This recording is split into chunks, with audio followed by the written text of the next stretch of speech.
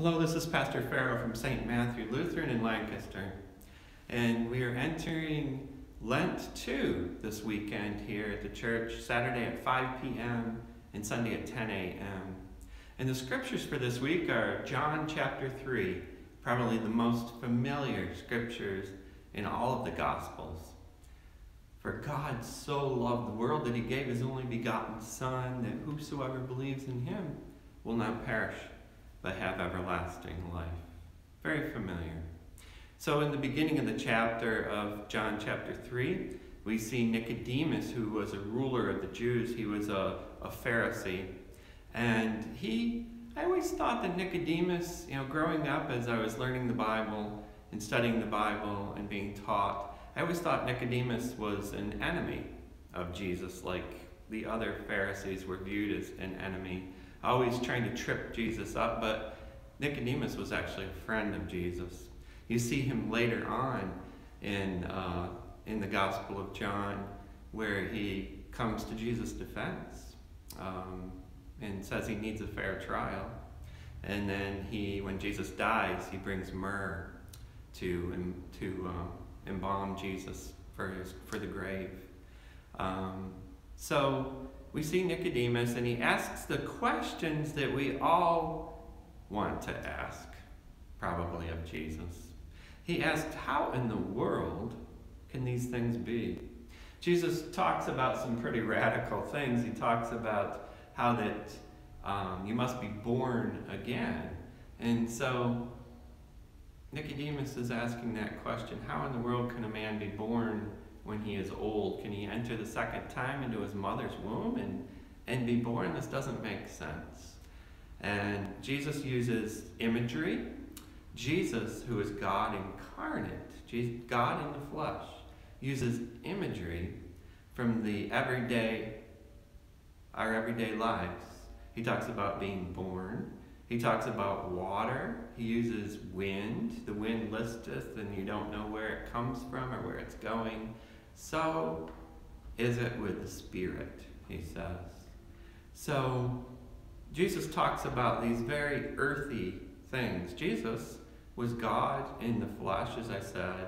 Jesus had hands. Jesus had feet. Jesus moved the baptismal waters of the Jordan, as we talked about a couple weeks ago. And Jesus was hungry. He was famished after fasting for 40 days and 40 nights in the desert.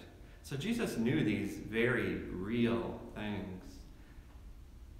But we also know that Jesus knew, and what he was trying to teach us, that God can do anything. And God, we find out in the Creed, we quote in the Creed that God is God of the seen and unseen. So God can do the impossible, the things that we can't get our hands on.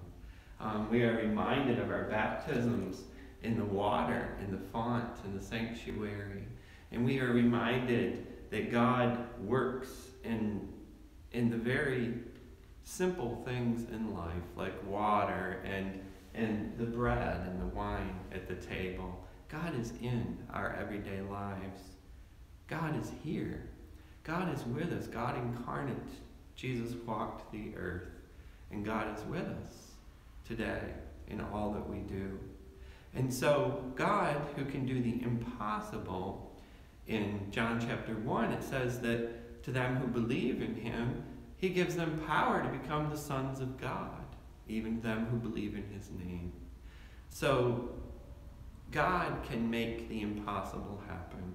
God can adopt us as God's children.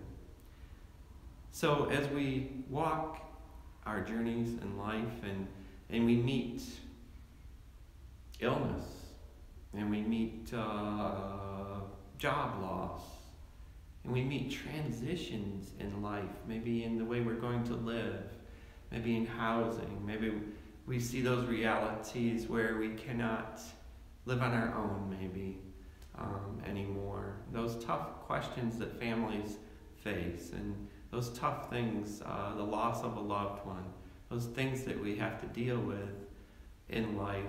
A lot of times we're like Nicodemus. How can these things be? How can God be with us? How can God be in our lives?